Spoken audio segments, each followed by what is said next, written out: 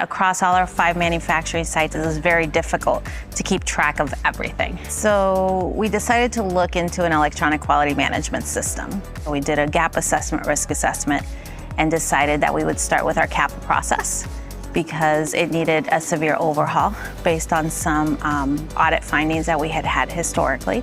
And we thought it was a great way to streamline our process and bring ETQ so that once we initiated our new CAPA process, we were able to train everybody on the process and on ETQ at the same time.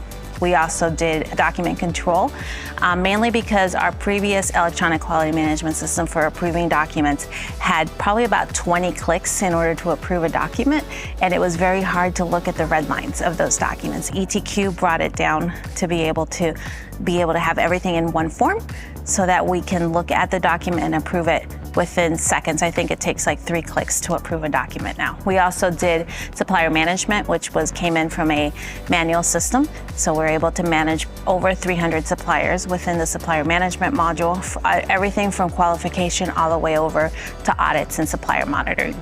So all our documents are now available across all of our sites, and they can share and collaborate within sites more easily within the system.